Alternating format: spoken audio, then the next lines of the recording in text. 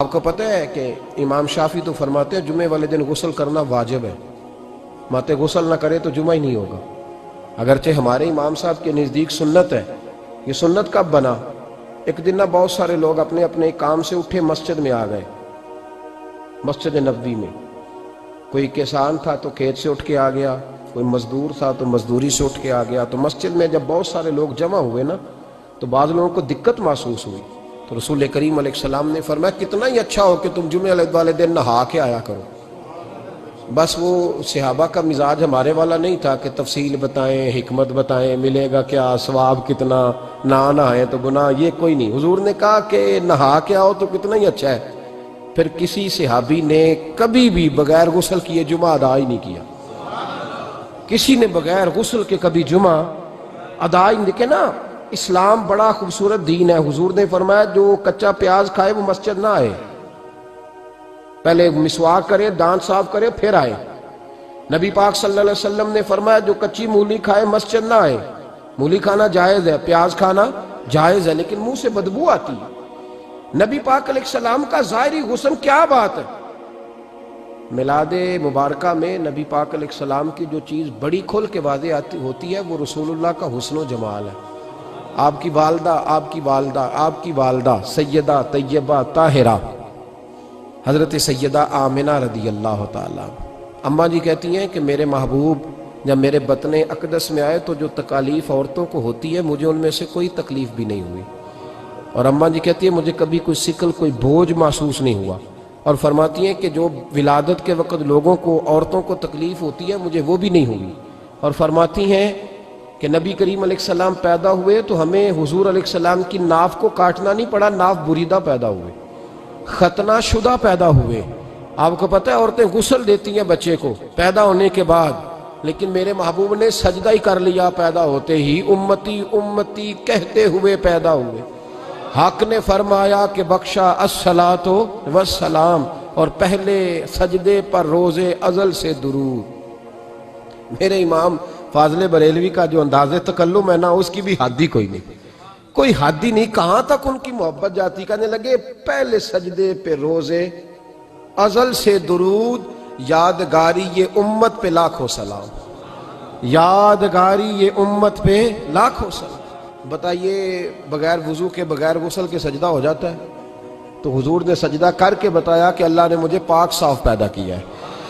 نبی پاک صلی اللہ علیہ وسلم کی والدہ نے جب یہ باتیں ارشاد فرمائیں تو لوگوں نے پوچھا ان سے کہ اماں جی پھر آپ ایک جملے میں بتائیں کہ ماجرا سارا کیا تھا، آخر ایک ولادت تو ہوئی نا، آپ کے وجود اطہر سے ایک بچہ تو نکلا، تو یہ کیا تھا؟ تو سیدہ آمنہ فرمانے لگی خارج منی نور، بس میرے وجود سے ایک نور نکلا ہے، بس میرے وجود سے ایک، اور روشنی آتی جاتی ہے تو کسی کو تکلیف نہیں دیتی، ایک نور نکلا۔ میرے رسول کریم علیہ السلام کو ظاہری حسن بھی کمال دیا، اور پھر حضور کی نفاست پسندی، صفائی پسندی۔ نبی پاک جب بات کرتے تھے نا تو حضور کے دانتوں سے نور نکلتا، اس کے باوجود حضور ہر وضو کے لیے مسواک کرتے۔ میں نے ہر نماز کے لیے نہیں کہا، میں اپنے لفظوں کا ذمہ دار ہوں۔ کس کے لیے بولے آپ حضرات؟ ہر وضو کے لیے، یعنی اگر نبی پاک نے وضو نماز کے لیے کیا تب بھی مسواک کی، اور اگر قرآن شریف کی تلاوت کے لیے کیا تو پھر بھی مسواک کی، کسی اور موقع کے لیے وضو فرمایا تو پھر بھی مسواک کی۔ اور سیدہ عائشہ فرماتی ہے جب بھی حضور گھر سے نکلنے لگتے پہلے مسواک فرماتے، حالانکہ رسول پاک کے دندان اقدس تو نور والے تھے، ضرورت ہی نہیں تھی۔ ہماری تعلیم کے لیے نفاست پسندی۔ ایک بات میں نے شروع کرنی ہے پر آپ نے ناراض نہیں ہونا، پہلے وعدہ کر لیں، جڑے نہیں بولے انہوں نے کی ارادہ ہو جانا ہے، چلو ہو جائے، کوئی گل نہیں، خیر ہو جائیں آپ ناراض۔ نبی پاک نے بڑی مونچھیں نہیں پسند کی، حضور کو اچھی نہیں لگتی تھی۔ ایک بات پوچھتا ہوں آپ سے، یہ درد دل ہے میرا اور صرف سمجھانے کے لیے عرض کر رہا ہوں، کوئی تنقید نہیں، اللہ تعالیٰ مجھے نیت کا وضو عطا کرے۔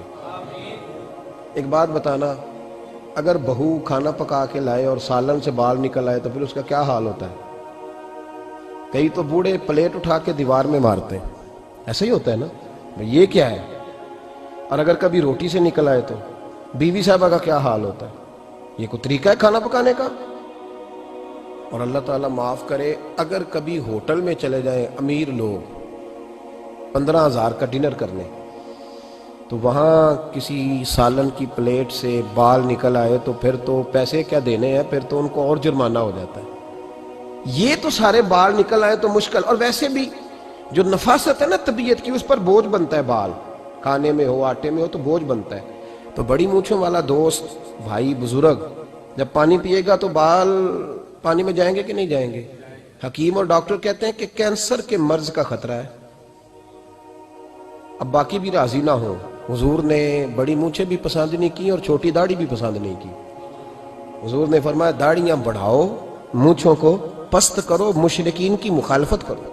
اور ایک مقام پہ رسول پاک علیہ السلام نے یہاں تک فرمایا کہ جو مونچھیں پست نہیں کرتا وہ ہم میں سے ہے ہی نہیں۔ اتنے سخت لفظ۔ ایک صحابی تھے، آپ یقین کریں نا، کئی دفعہ دوستوں کو کہنا پڑتا ہے، اور کئی دفعہ نا مجھے محسوس ہوتا ہے کہ یار ہم روز ہی کہتے ہیں، لیکن کہتے پتہ کیوں ہے کہ بوجھ بنتا ہے وہ بندہ جو اس طرح کی تباہ کے ساتھ آتا ہے، جو حضور نے پسند نہیں کیا۔ ایک شخص نبی پاک کے سامنے آیا، قاضی عبدالدائم دائم صاحب نے لکھا ہے، بڑی خوبصورت بات لکھی ہے، کہنے لگے حضور کے سامنے وہ اکثر آیا کرتا تھا تو مونچھیں بڑی تھی، حالانکہ داڑھی بھی بڑی تھی، مونچھیں بھی بڑی تھی۔ 2-4 دفعہ حضور نے باتوں باتوں میں تحت اللفظ سمجھایا۔ کچھ بندے نہیں سمجھتے، تحت اللفظ سمجھاؤ یا بڑا کھول کھول کے سمجھاؤ پر بات سمجھنے کو تیار نہیں ہوتے۔ پتہ نہیں کیا ایسا حسن ہے بھئی، جو حسن نبی پاک نے پسند نہیں کیا وہ کبھی حسن ہو سکتا ہے، کبھی خوبصورتی ہو سکتی ہے؟ وہ کسی کا ذاتی کلچر تو ہو سکتا ہے پر دین کی تہذیب نہیں۔ نبی کریم علیہ السلام نے کئی دفعہ سمجھایا تو ان کی سمجھ میں بات نہ آئی۔ ایک دن وہ بیٹھے ہوئے تو حضور نے ایک صحابی سے فرمایا کینچی لاؤ۔ کہنے لگے میں سمجھ گیا کہ میرے ساتھ کچھ ہونے لگا ہے۔ ساتھ ہی حضور نے فرمایا ایک مسواک بھی لانا۔ کہنے لگے میں نے کہا بچت ہو گئی، میرے تو دانت صاف ہے۔ تو یہ شاید اس کی بات ہونے لگی ہے جس کے دانت بھی ٹھیک نہیں۔ دونوں چیزیں جب آ گئی نا تو حضور اٹھے اور نبی پاک نے مسواک ان کے ہونٹوں پہ رکھی، اسی سے آبی کی ہونٹوں کے اوپر مسواک رکھ کے تو اوپر سے حضور نے مونچھیں کاٹ لی۔ فرمایا یہ نہ ایسا کرو، یہ چیز مجھے پسند نہیں ہے۔